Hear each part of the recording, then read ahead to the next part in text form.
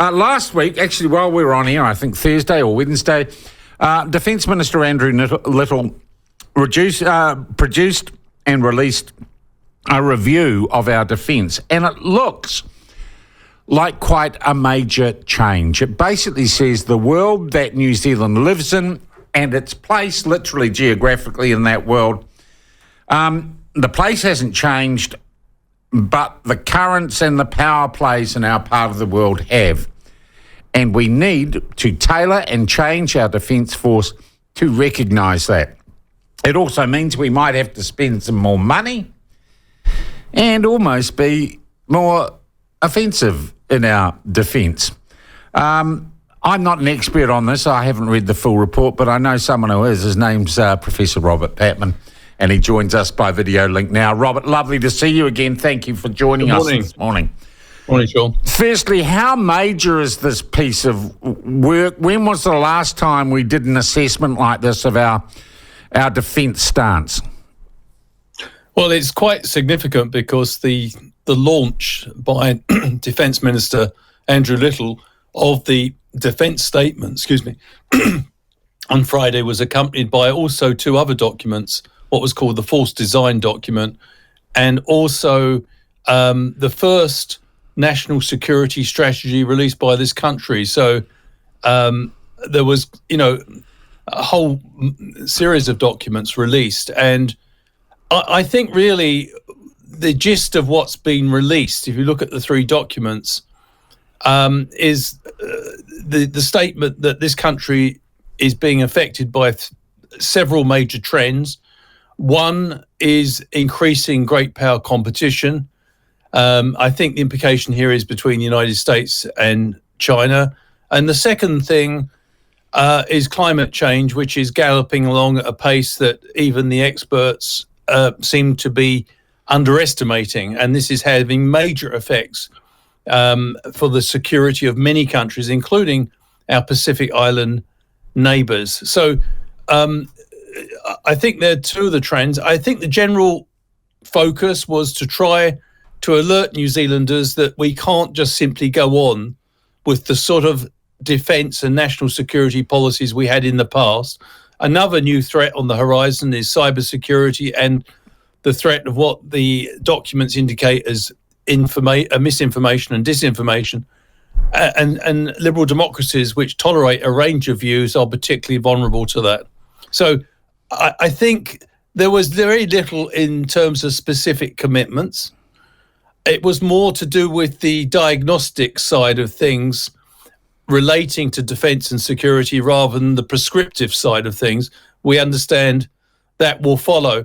But yeah, so I suppose in a sense, it does represent a bit of a break from the past, because Andrew Little said at a press conference after he delivered these documents and spoke to them that we will have to look at spending more than 1% of GDP, which has been a bipartisan approach by both National and Labour for decades. Which is, by international standards, bugger all, right? Yeah, I mean, he didn't think we'd go quite as high as 2%, which is Australia and many other developed countries spend, but he thought, I think reading between the lines, I think the government is preparing public opinion for the possibility that we will be spending about 1.5%. By the way, I'm not sure National have agreed to that, but no, I don't think they would disagree if that was already in train. But we don't know. All right. And where would that money go? Into hardware? Into people? Well, that's the big question, really, because one thing I found personally encouraging in the documents, and there was a lot, these were three big documents, was the fact that the awareness seems to be growing that we have a maritime security problem, which we do. We have the fourth or fifth largest exclusive economic zone in the world to maintain and defend. And that is full of resources and minerals and fisheries. And that's a very large, piece of real estate. And we'd be crazy to think that someone at some stage might not want to pinch some. Well, it would be nice if we could at least prevent people siphoning off some of the resources without us being able to do anything. So I think there's a growing awareness that there has to be a substantial upgrade of our Navy and our naval capability, which, given our location, makes a lot of sense. But one thing I was a bit disappointed about, though, Sean, about the document, it seemed, the document says that we take the world as it is, not as we would like it to be. But in fact, people disagree on how the world is. For example, the constant reference in the documents is the world is no longer a benign security environment. And I felt like saying, well, actually, it hasn't been for the last 20, 30 years. Yeah. So it's a straw person argument. So I'm a bit disappointed in that sense. And that was, in my limited reading of it, it says, it's a more dangerous world than it used to be. Yeah. It was like a fear-driven narrative, if you like, that they're creating. Yeah, and you could argue one of the biggest threats at the moment, which we've constantly discussed over the weeks and months, is the Russian invasion of Ukraine. Are we doing enough there compared with other states? Well, that's a legitimate question. I mean, you've got to be able to walk the talk. It's no good just saying we've got to do more, but you've actually got to demonstrate to other countries like Canada and Australia, the European Union and in the United States that we are prepared to help a liberal democracy that has been illegally invaded by an authoritarian neighbour. Because, we're very concerned about China in the Pacific, and quite rightly so, but we mustn't overhype the threat. We've got to have a sense of proportion. And one way of dealing with that problem is to make sure that another authoritarian regime, which the Chinese are supporting, Mr. Putin, is roundly defeated, because that will send a message to the Chinese leadership with regard to their own ambitions in the Pacific and elsewhere. Does it give a steer or make any suggestions as regards our relationship with the AUKUS alliance members? Does it go into this pillar thing saying we should become associate members, if you like, of that deal?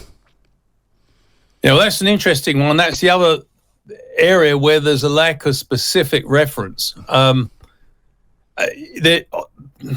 think paragraph 59 in the defence statement, there is a reference, a vague reference to the fact that we could possibly go down the route of further collaboration in defence cutting technology through Pillar 2 of AUKUS.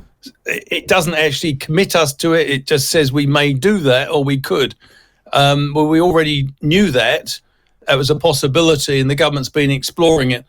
I think the general feeling in the documents is that we're probably, whoever wrote these documents, and there's probably a team of people, probably favour that direction. That's the sense I got. Yeah, that was the sense I got too. That it's basically saying, look, that's not a bad idea in the current environment. Yes, but they do have to, as we discussed before, there has to be a systematic modelling of the costs as well. And they need to be, the other thing is that we mustn't overhype the Chinese threat. China's getting, as being covered, has a number of problems of its own, and is by no means an invulnerable giant. And we need to keep a sense of perspective. Yes, China would like to displace the United States as the world's leading actor, but there's lots of things we'd like to do we're incapable of doing. China economy has become even more dependent on big markets like the US and the EU. Secondly, the Chinese economy under Xi Jinping is showing signs of slowing down.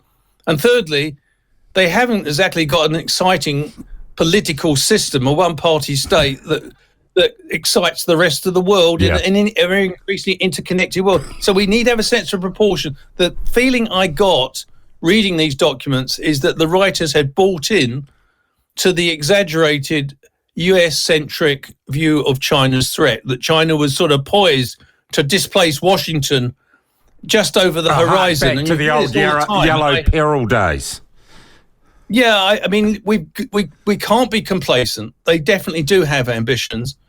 But at the same time, we do have to actually recognise there are limitations to their ambitions as well. So, I was a bit disappointed about that sort of underlying sense in the document that if we don't stand up to China, it shouldn't be forgotten, 2018, the Jacinda Ardern government released a defence statement which said that China was the biggest threat to the international rules-based system, or words to that effect. Yeah. And so this thing hasn't just come up in 2023. Yeah. Look, talking about paranoia, climate change. What are the actual effects of climate change that this paper says we should be worried about? Well, as far as I can see, and I haven't been able to go through exhaustively, Sean, so I've done a quick read and a sort of scan and tried to summarise the key points. But from what I can gather, it seems to me one of the key crucial points is the fact that climate change is a direct threat to the national security of our Pacific Island states neighbours, and two in particular, if the rising sea levels continue, could face possible extinction as states within the next 20 years or so. So that is a major problem. And of course, domestically, our economy, an agricultural export economy, depends on a reasonably stable climate. And we've seen in the last year or so devastating damage. Yeah, but I have to be honest, real analysis shows nothing out of the ordinary, Robert. Well, I think the signs are, we'd have to probably disagree there, Sean. I think the signs are, in terms of the globe, this is not confined there's a lot of to I'm sorry, I'm going to stand strong on it, Robert, and I don't mind us disagreeing. No, in terms of the globe, we just have a lot more reporting of what normal weather is. Okay, but that's identified as a threat. Look, I want to move on to, this is a big picture document, right? And it deals with some serious issues long out into the future. And without it would seem to me a political bias to it. So does a document like this need to be adopted, or the fundamentals of this document, for it to be acted on, for a coherent medium to long-term strategy in defence to be enacted? You've got to have a kind of political consensus on it, don't you? Yes, I mean, and that has been a strength of New Zealand compared with a number of other liberal democracies, is that National and Labour have broadly agreed on the basics of national and defence policy. It seems to me that, I think there'll probably be a broad range of agreement here. It's not saying anything particularly controversial. I think the degree of emphasis in some areas and not others. I, for example, would like to see, in the document does indicate something that we've discussed before, that New Zealand depends critically on the rule of law internationally. And it depends, like many small and middle-sized countries, on an international order which is based on principles and rules rather than power. Yeah. I think that rather than just saying, we're going to accept the way the world it is and we're going to react accordingly, I think the document should also say we're going to redouble our efforts to tighten up and strengthen the rules-based order. Wherever we can, we will apply whatever pressure leverage we have to uphold those important principles. I do see what you mean. Short, I don't think we should just be reactive. I think we should be a little bit on the front foot when it comes to initiating initiatives that can actually create the sort of world that most New Zealanders would like to see. Yeah. Robert, that's a great take and a great overview of this document. What happens next? Is there anything more to come? Any other work being done? What's called a capability document released in the next 12 months or so. I'm not quite sure about the time frame of that, but that's when we expect to get much more specific commitments, more prescription of what needs to be beefed up. That's always a tussle. Because people have, while they agree that the security environment has declined, they don't always agree on how it can be improved. So we've had the diagnosis that it's declined. The next bit could be more controversial, where how do we put these problems right? Yeah. And of course, you mentioned something that's in the mix at the moment, which is AUKUS, where a number of us disagree on the importance of New Zealand being part of that. And so that debate's likely to intensify. And I've seen one or two politicians already express concern about some of the things in these documents. Yeah.